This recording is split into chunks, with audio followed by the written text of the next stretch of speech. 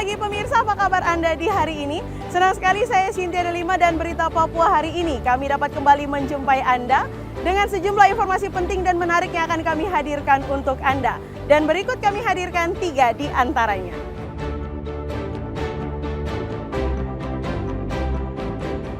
Tiga jenazah pendulang emas ilegal berhasil diidentifikasi tim DVI dan langsung dimakamkan massal.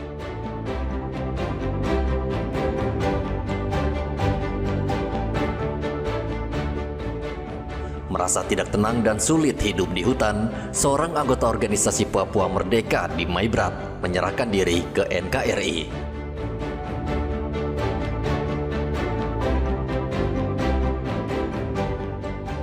Melanggar aturan kepolisian, 3 polisi di Polres Merauke terancam dipecat.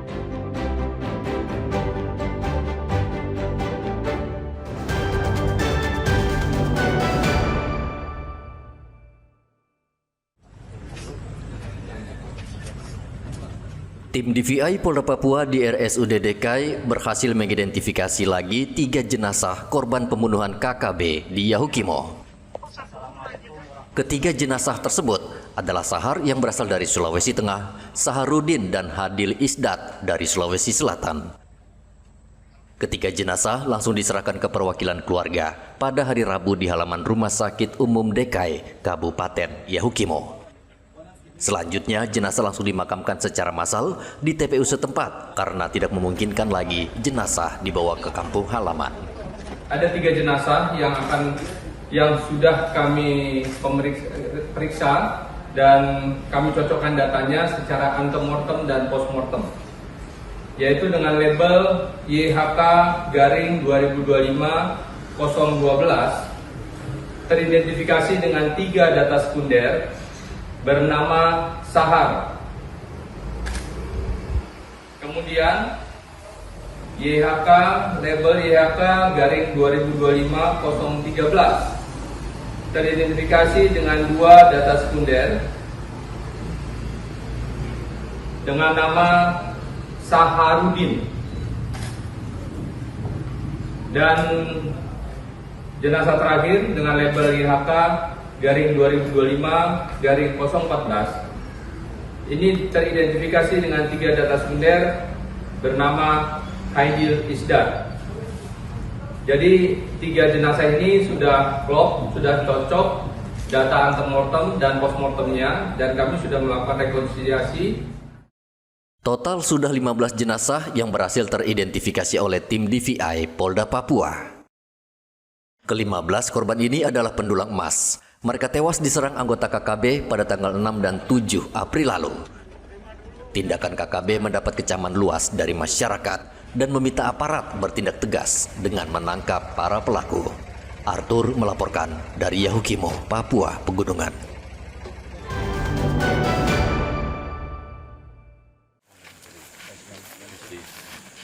Seorang anggota organisasi Papua Merdeka Maibrat akhirnya mau mengakui NKRI. Di Kampung Fuok, Kabupaten Maibrat, Papua Barat Daya, pria ini bersumpah untuk setia membela tanah air Indonesia. Komandan Satgas Pamtas Mobile Yonif 501, Letkol Yahya Wisnu, mengatakan kembalinya ex-OPM tersebut hasil pendekatan persuasif dan humanis personel Satgas 501 Bajrayuda. Menurut Yahya, Satgas konsisten dan sigap di berbagai titik strategis sehingga membuat ruang gerak kelompok OPM semakin sempit. Kami Satgas 501 telah berhasil untuk menurunkan 1 orang OPM kembali untuk bergabung ke NKRI atas nama YA. Jadi yang bersangkutan merupakan bagian dari kelompok Jet Fatem. Ini merupakan bagian dari rangkaian kegiatan kita, operasi yang kita lakukan selama ini. Kemudian juga kita melaksanakan kegiatan secara kekeluargaan, kita melaksanakan kegiatan teritorial terhadap masyarakat dengan baik, sehingga kita berhasil untuk mengajak berkomunikasi dengan keluarga dari OPM yang masih berada di hutan untuk kembali dan bergabung dengan keluarganya di kampung. Kemudian juga sebelumnya kita juga berhasil untuk mengajak turun dari istri beserta 3 anak dari OPM juga yang masih berada di hutan. Menyatakan diri akan kembali ke pangkuan Ibu Pertiwi. Mantan anggota OPM itu mengaku dirinya melarikan diri dari kelompok pimpinan Z Fatem disebabkan mengalami tekanan berat dan kondisi yang semakin sulit berada di hutan. TNI mengimbau anggota OPM yang masih berada di hutan Maibrat segera menyerahkan diri dan kembali ke NKRI. OPM yang kembali ke NKRI akan diserahkan kepada pemerintah daerah Maibrat untuk diberikan pembinaan dan dipulangkan ke pihak keluarga. Dari Kabupaten Maibrat, Papua Barat Daya, Hendra melaporkan.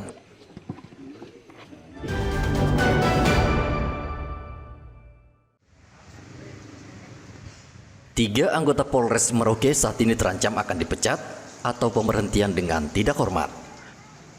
Saat ini Provos Polres Merauke telah merekomendasikan ke Polda Papua untuk segera mengambil langkah. Kasih Propam Polres Merauke AKP Irwanto Syawal mengatakan sidang terhadap ketiga anggota tersebut sudah beberapa kali dilakukan dan kini tinggal menunggu rekomendasi dari Kapolda Papua. Yang satu yaitu penganiayaan berat, itu kami sidang di Merauke. Yang satu lagi yaitu disersi, itu dua-dua sidang di Merauke. Dan kami memberikan rekomendasi PTDH. Kemudian kedua anggota tersebut melakukan banding, itu haknya. Banding, ternyata bandingnya ditolak. Bandingnya ditolak berarti tinggal menunggu keputusan capnya dari Kapolda turun, ya berarti kalau capnya sudah turun berarti kita melaksanakan upacara. Kalau yang satu perjinahan itu memang awalnya kita proses di Merauke, lalu kemudian kita limpahkan ke Polda, itu perjinahan. Itu juga putusan Polda itu rekomendasinya dia PTDH, lalu kemudian dibanding, banding juga ditolak. Jadi jelas tiga. Ketiga anggota Polres Merauke tersebut melakukan pelanggaran, diantaranya asusila, penganiayaan, dan tindakan indisipliner. Muhammad Ridwan melaporkan dari Merauke, Papua Selatan.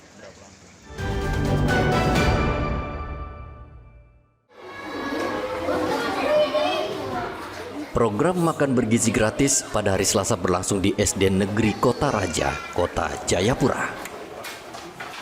Pangdam 17 Cendrawasih, Maijen Rudi Purwito berharap program makan bergizi gratis ini akan mencerdaskan anak-anak Papua sehingga bisa membangun tanah Papua menjadi lebih baik. Saat ini Kodam 17 Cendrawasih yang menaungi 4 provinsi sudah melaksanakan program makan bergizi gratis tahap pertama untuk sekitar 14.000 siswa. Untuk Kota Jayapura sendiri baru 4 sekolah dengan jumlah sekitar 1.000 siswa lebih, yakni SD YPPK Kristus Juru Selamat, SD Negeri Impres FIM 1, SD Negeri Impres Kota Raja, dan SD Negeri Kota Raja. Jumlah total yang sudah mendapatkan layanan atau lonceng makan bergizi gratis sebanyak 14.591 siswa. Jadi hari ini saya bersama keluarga memastikan bahwa makan bergizi gratis di SD Impres dan SD Negeri Kota Raja berjalan dengan baik mulai hari ini dan seterusnya. Tadi kita sudah lihat secara bersama-sama bahwa ditinjau dari sisi menu memang sudah bermasalah, volume sudah bermasalah, isi yang diharapkan. Program ini merupakan suatu program unggulan pemerintah. Pemerintah berniat sangat baik dalam rangka untuk mencerdaskan anak-anak bangsa di masa depan. Saya berterima kasih kepada Bapak Presiden yang sudah membuat program makan gratis untuk sekolah-sekolah di Indonesia. Senang, bersyukur, terima kasih. Makanannya enak kah? Enak. Program makan bergizi gratis ini masih menghadapi sejumlah kendala, salah satunya keterbatasan anggaran dan belum tersedia dapur umum. Arthur melaporkan dari Kota Jayapura, Papua.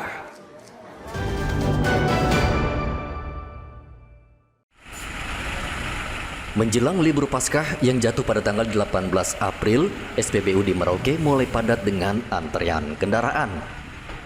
Salah satunya terlihat di SPBU di Jalan Ahmad Yani, Merauke. Pembelian seluruh jenis BBM meningkat tajam. Menurut pengelola SPBU, lonjakan permintaan BBM menjelang liburan Paskah naik hingga 10%. Untuk kita kelihatan di lapangan ya antrian itu untuk menjelang hari raya ya biasanya seperti begitu, antrian tambah padat. Tambah padat ya. Iya. Artinya keperluan masyarakat lebih besar gitu ya. Iya lebih besar. Itu rata-rata biasanya antrian apa saja yang mereka, apa pertalite atau solar? Kalau solar kita lihat ya setiap hari pasti antri. Solar sama pertalite. Pertalite ya. Ada peningkatan antrian ini sejak jelang libur Pasca ini? Kalau kita lihat ya yang sekarang di lapangan itu untuk peningkatan itu ya setiap hari ya pasti tetap ada. Ada ya. Kalau peningkatannya berapa persen kira-kira Pak Albert? Kalau untuk persennya ya hampir berapa? 5% atau 10%. Kenaikan itu ya. Kendati permintaan meningkat, sejauh ini pasokan masih aman dan lancar. Seperti diketahui, pasokan BBM di Merauke kerap bermasalah, khususnya untuk BBM bersubsidi dan BBM jenis solar. Libur Paskah merupakan momen yang ditunggu masyarakat Merauke. Warga biasanya memanfaatkan liburan dengan bertamasya dengan keluarga ke sejumlah objek wisata. Muhammad Ridwan melaporkan dari Merauke, Papua Selatan.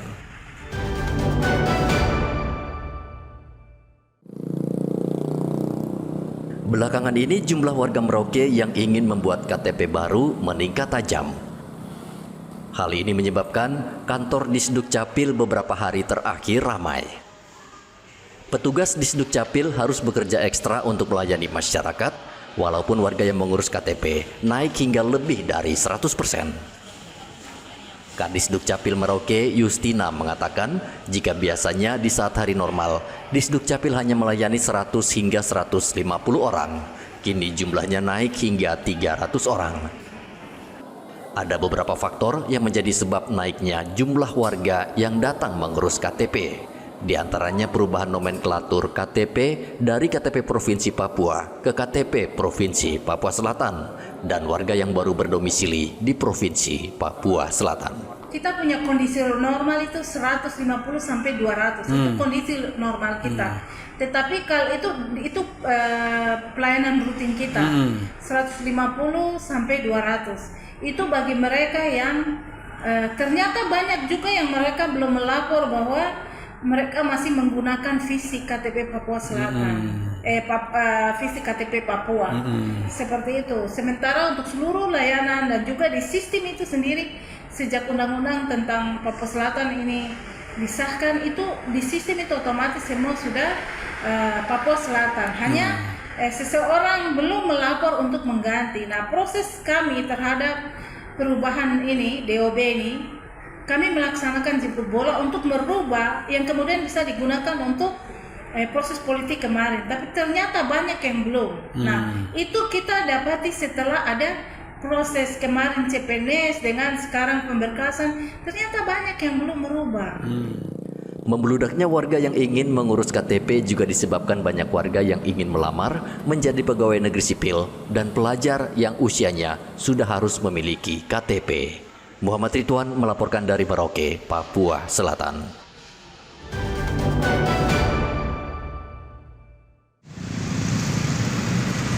Dinas Kesehatan Merauke mengungkapkan kasus HIV di Merauke masih didominasi ibu rumah tangga. Tahun 2024, kasus HIV di Merauke berada di angka 185 kasus. Penderitanya didominasi ibu rumah tangga. Kepala Dinas Kesehatan Merauke, Neville Muskita, mengatakan ibu rumah tangga sangat rentan dengan kasus HIV. Penyebab utama ibu rumah tangga terpapar HIV karena suaminya terpapar duluan. Penyumbang cukup di mereka yang derita HIV ini, Dok? Iya, contohnya misalnya yang kelompok kasus HIV di kelompok ibu rumah tangga, gitu kan? Nah ini dari mana itu? Ya, notabene kita bilang ibu rumah tangga ya aktivitas di rumah tangga, gitu. Paling kan asumsi kita ini mungkin dari suaminya atau mungkin ibu rumah tangganya sendiri ya. Tapi itu kan harus kita teliti dengan baik. Nah itu yang tadi saya bilang di kelompok-kelompok risiko rendah yang notabene kita anggap risiko rendah ini justru kok sekarang malah meningkat. Nah, ini harus kita harus kita antisipasi. Kadinkes Merauke berharap pemerintah daerah dan kepolisian bekerja sama untuk menutup seluruh tempat hiburan malam yang tidak memiliki izin.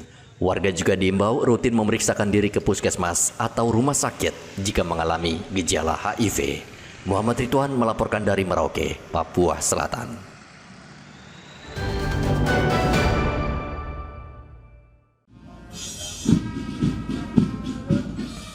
105 prajurit yang akan bertugas sebagai prajurit perdamaian di negara Kongo resmi dilepas oleh Pangdam.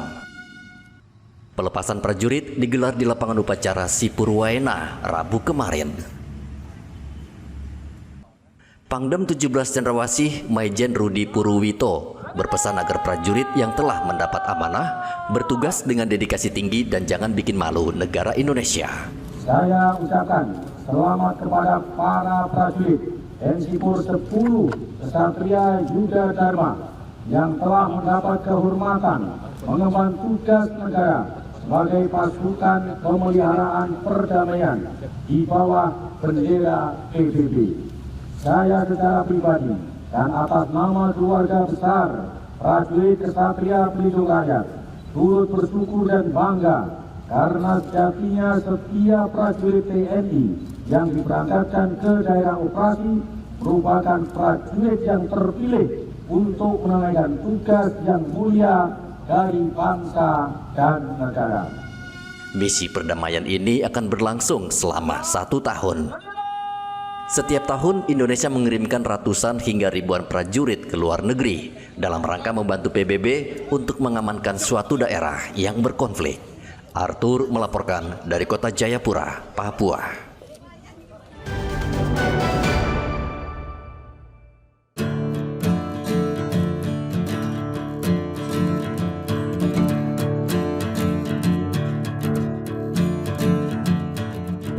Bila Anda berkunjung ke Kota Jayapura, ada baiknya Anda menyempatkan diri untuk berkunjung ke Kupang alias Kursi Panjang.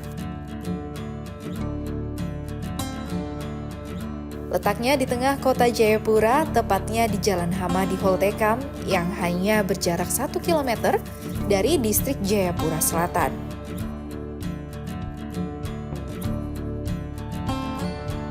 Lokasi ini adalah tempat nongkrong yang lumayan terkenal dan ramai dikunjungi saat sore hari, terutama saat libur.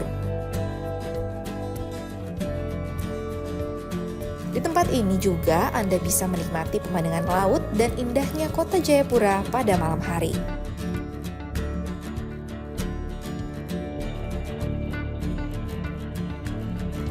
Waktu terbaik untuk mengunjungi Pantai Kupang adalah pada sore hari.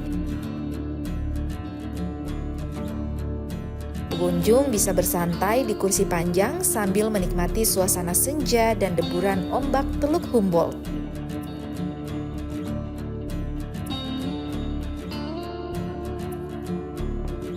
Mata pengunjung dimanjakan dengan panorama Tanjung Kayu Batu.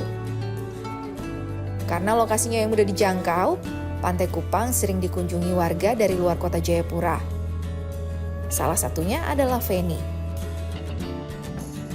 Warga Serui tersebut baru pertama kali mengunjungi Pantai Kupang dan sangat betah berlama-lama di sana.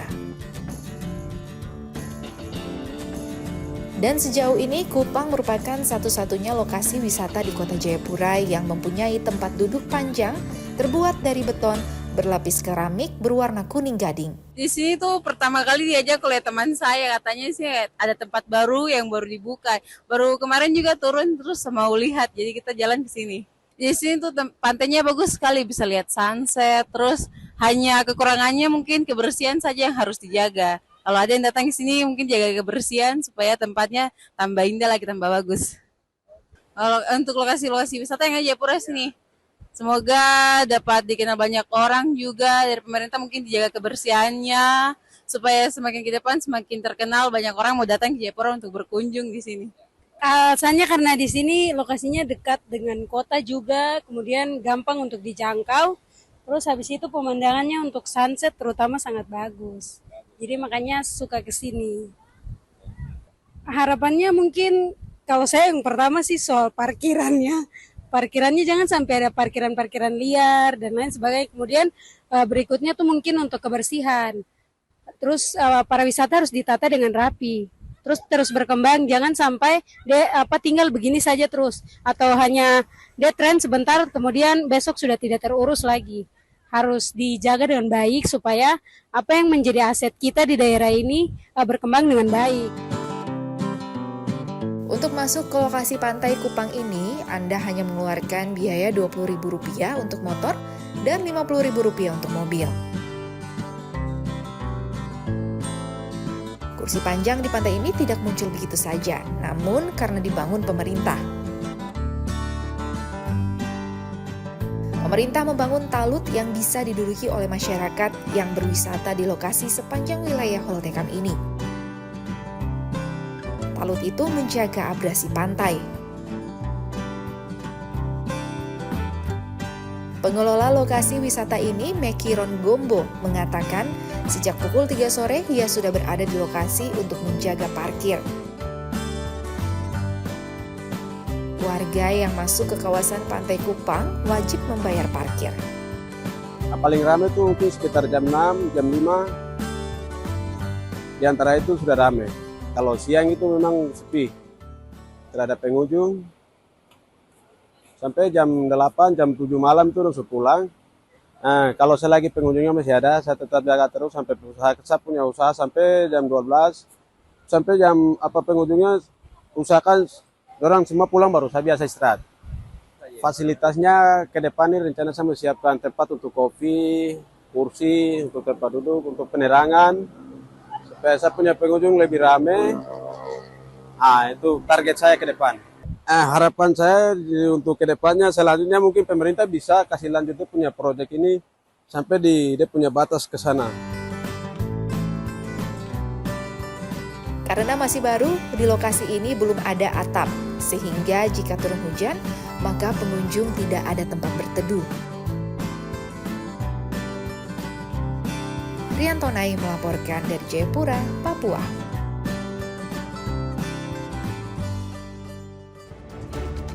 Pemirsa, usai sudah perjumpaan kita dalam Berita Papua hari ini. Bersama kru yang bertugas, saya Cynthia Deli mengucapkan terima kasih atas perhatian Anda. Selamat pagi, semangat pagi, Wanyambe.